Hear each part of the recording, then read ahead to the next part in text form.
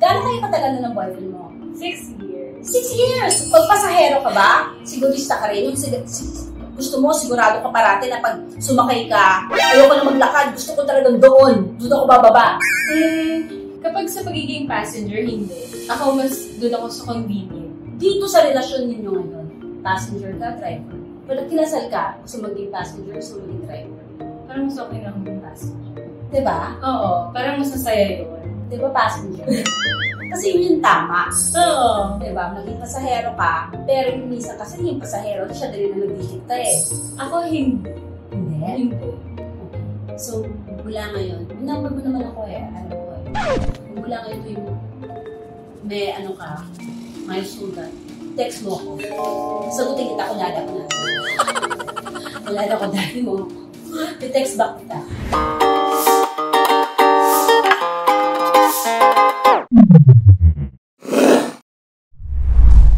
Hello everyone, and welcome to Candy and You. And now po makakasama po natin si Miss Luis de los Reyes. Hello! Hi, Ate. Hello, kumusta ka na? Okay naman. How's life treating you? Good, I guess. Ang hirap ng question ng how are you, no? Oo. Parang ano, Ang dami levels. parang hindi mo pwedeng sabihin na okay ka kasi may ibang aspect na hindi. Pero all in all, siguro in summary, yes, I'm doing okay. You're doing okay. So, masasabi mo ba sa buhay mo, madalas kang pasahero o madalas ikaw nagdadrive? Madalas ako yung nagdadrive. Madalas ikaw nagdadrive? Oo, ako yung designated driver kasi ako lang yung nagdadrive sa buong barkada back in college. And then kahit after noon, syempre, ako yung mas malikot, kumbaga. Ako yung gusto kong sinusundo, hinahatid, mga kaibigan ko. Tsaka passenger princess kapag sa boyfriend naman. Depende eh. So, may boyfriend ka? Yes! Gusto mo yung boyfriend? Yes! Oo. Gano'n kayo katagal na ng boyfriend mo? 6 years. 6 years! Pag pasahero ka ba? Sigurista ka rin. Yung gusto mo, sigurado ka parati na pag sumakay ka, ayoko na maglakad, gusto ko talagang doon. Doon ako bababa. Kapag sa pagiging passenger, hindi. Doon ako sa convenient. Kung alam ko naman na walang parking, sabihin ko sa Dribabji, hindi na lang tayo mag-park. Huwag natin pahirapan na makipagsapalaran tayo na doon sa parking na yun, certain parking. Okay din. Sige, pumunta tayo doon sa ano. Dito sa relasyon ninyo ngayon, passenger ka, driver. Pag kinasal ka, gusto maging passenger, gusto maging driver. Parang mas okay na akong maging passenger. Diba? Oo, parang mas masaya yun. Diba passenger? Kasi yun yung tama. Oo. Diba? Maging pasahero ka, pero yung minsan kasi yung pasahero, siya din na nagdidikta eh. Ako hindi. Hindi? Hindi. Kaya ka naghihintay. Tsaka, naniniwala ako na bawat tao may sariling diskarte. Na hindi mo siya dapat, alam mo yun, hindi mo siya dapat sinasabihan kung ano ba yung Dapat gawin. Oo, dapat gawin. Kasi ikaw bilang tao, napapansin mo din kung ano yung dapat mong gawin. Especially sa relationship. Kasi kung ikaw ngayon, nahihirapan ka na nga na iba yung obra yung buhay mo eh. Gusto mo bang imani-obra pa yung buhay ng iba? Oo. Di ba parang gano'n? Yun ba yung ibig mo sabihin? Yes. At saka, di ba palaging meron kang co-pilot? Yes, you should. So, kapag ikaw yung passenger sa harap, ikaw yung co-pilot. So, hindi mo iniiwan sa ere yung driver mo, kumbaga. So, nandun ka lang para umalalay, pero hindi ikaw yung nakahawak sa handle. Question. 6 years na kayo, pero ang tagal mo na sa industriya. Gaano ka nakatagal na artista? Oh my God. Mahina ako sa math, pero since 8 years old. Since 8 years old? So, child star ka? Yes. Produkto ako ng lipunan. Hindi nga. Since 8 years old. Ang TV2. Ang TV2. So, galing kang ABS. Galing kang ABS, and then, kailan ka pumasok ng Viva? 7 years. 7 years ago. In your journey, kasi pag nasa sa management company ka, ano masasabi mo? Passenger ka ba? Or driver ka? May point ako na ako yung pasahero. Ako yung passenger na, yes sir, yes ma'am, opo, sige po, gawin po natin yan. Pero with Viva, ginawa nila akong co-pilot. Sa Viva, doon nila ako tinanong na, okay ba sa'yo to? So meron akong masasabi ko na mas healthy yung relationship na give and take, na hindi lang puro dito tayo. Or maybe because you have matured as well? Siguro. Kasi kung 8 years old ka, hindi ka lang pwedeng ikaw ang passenger, ikaw ang driver dahil nanay ko yung driver. Oo, diba? Diba? So kung 8 years old ka palang artista ka, can you say na marami ka rin na-miss out during those times? Kasi 8 years old nag-artista ka na eh. Marami ka bang na-miss out? Parang wala naman. Kasi sobrang thankful ako sa parents ko. Yes. Kasi binigyan nila ako ng normal na youth. Ano pa rin sa kanila, sobrang important pa rin na nag-aaral ako, na mayroon akong buhay outside showbiz, na yun yung dinala ko hanggang tumanda ako, na nakapagtapos ako ng college. Very thankful ako dun sa binigay nila sa aking opportunity. Anong tinapos mo sa college? Foreign service. More on international law. International law? Yes. Kasi foreign service ako kasi ayoko kung nag-legal management ako nung college ako, parang kapag graduate ako, parang nakahang. Kung hindi mo siya itutuloy sa paglulo. Kasi pre-law siya eh. So, nung college ako, naisip ko na sana, pwede ako maging lawyer kasi yun talaga yung dream ko kahit nung bata ako. Why? More than pag-artista. Siguro kasi dahil nasa service, yung kapatid ko. Daddy ko, mga kapatid ko, police sila lahat. And, syempre, may dalawang side na pagiging police. Isang kurakot, pero hindi.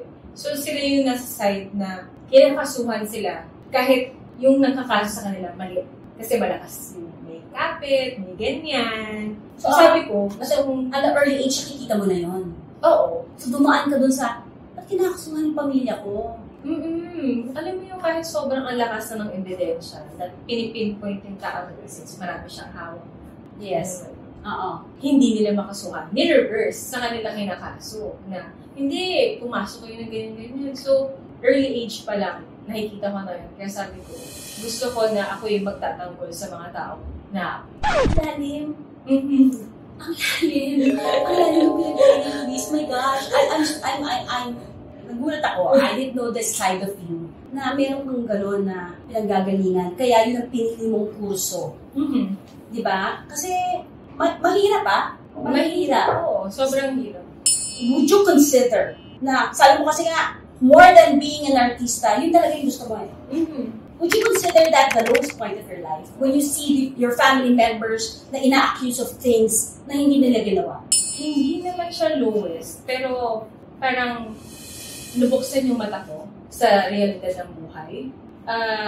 Kasi hindi lang siya kasi puro power, hindi siya, parang pag-artista din, hindi siya puro power, hindi siya puro glitz and glamour. Meron din siyang rough edges na hindi nakikita ng mga tao. Not unless andun ka sa loob na nakikita mo na, ay, hindi pala ganun kaganda yung buhay. At that time, masasabi natin, pasahero ka. Diba? Pasaherong walang sin. Hindi mo lowest, but it was the helpless. Diba? Helpless ka. Nakikita mo pero wala kang magawa. Diba? Parang, bata ako eh. Diba? I think hindi naman yun ang kabata, pero I was 11 or 12. 11, 12? May magagawa ka ba? Wala. Wala kang magagawa ng 11 years old, 12 years old, kinakasuhan ng pamilya mo, di ba? Tapos, nandun ka, nakikita mo, so maagang maagang nabuksan yung diwa mo about na, bakit ganito yung injustice, di ba? Maaga mo nakita lahat ng mga bagay na yan. What would you consider the turning point in your life na sinabi mo mag-artista ako? Actually, bata pa lang ako. Yung pagiging artista kasi, para siyang, nung bata ako, it's like a creative outlet.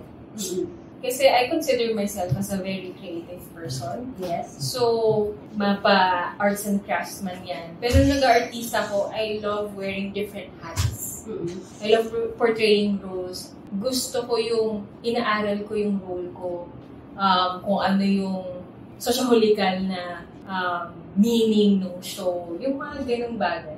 So, pagiging artista para sa'yo is not only about the glitz and the glamour. Nakita ko na yun.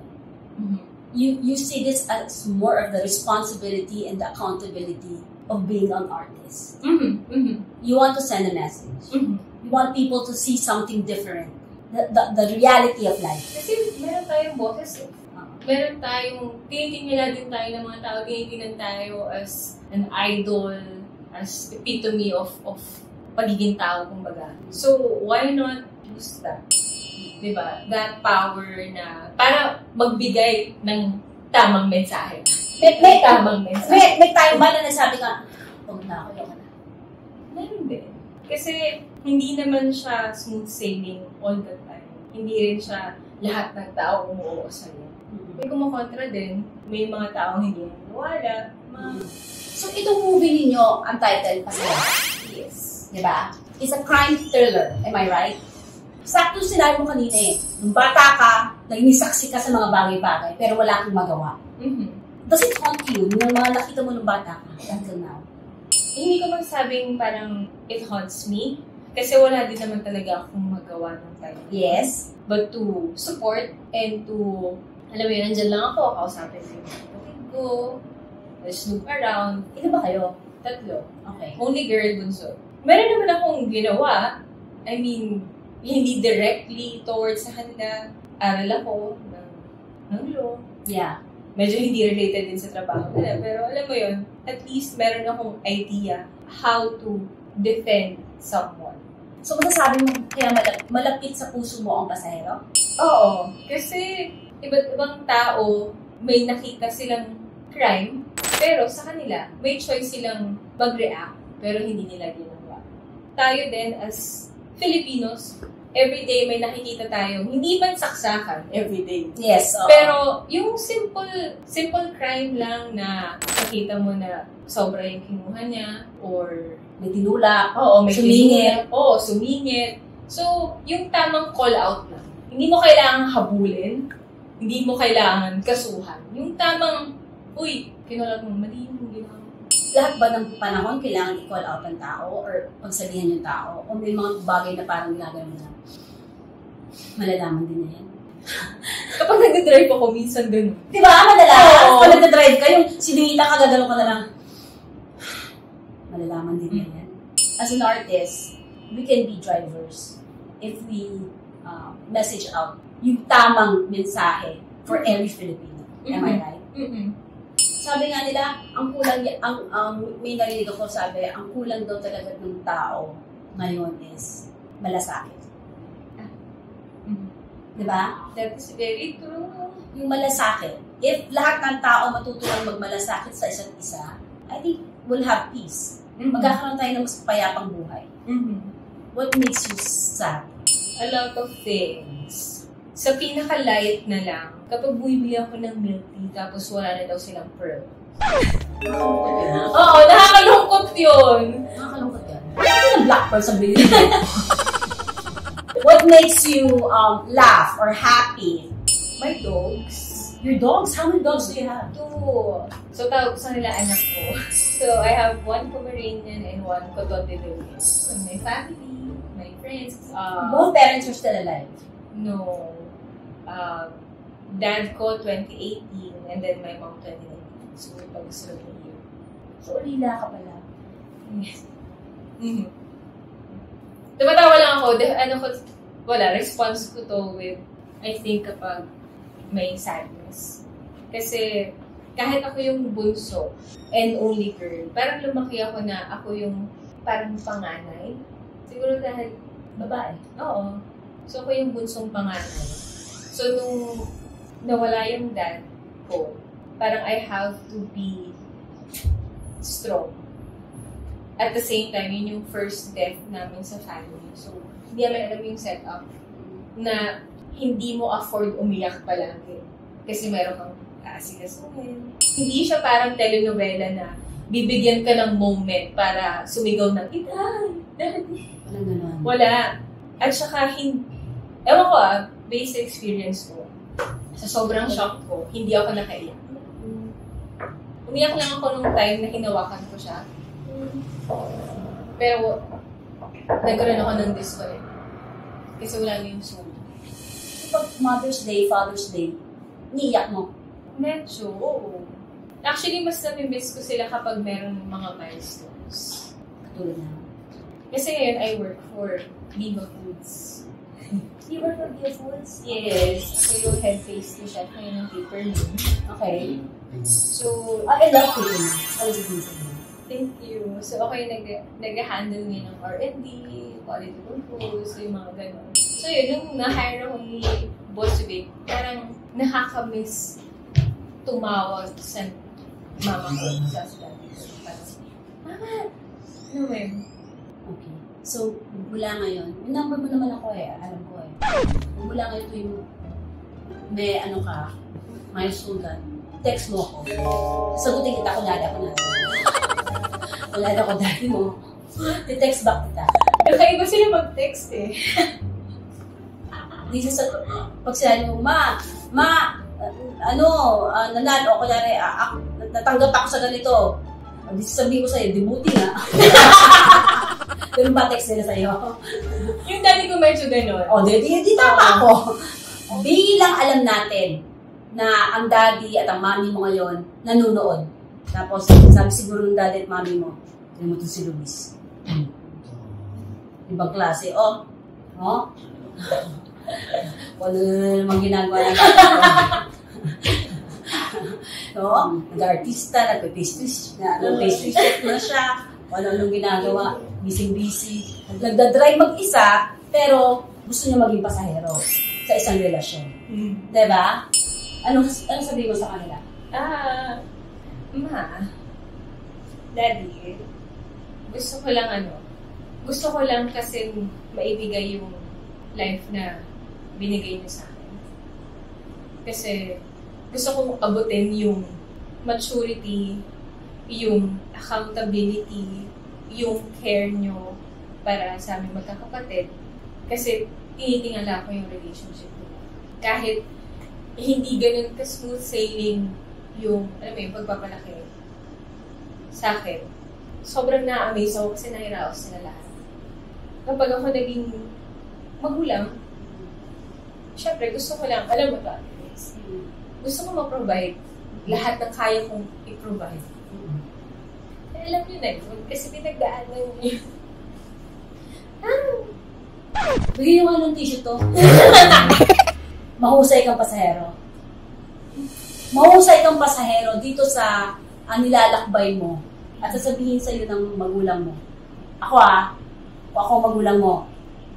Sabihin sa'yo, sakto naman ang lakbay mo, nak. Tama na yan. Sakto ang lakbay mo, nak. So, kailan na palabas ang pasahero? October 30 na yan. October 30 po, pasahero. Pasahero. SM Cinemas. So, sana.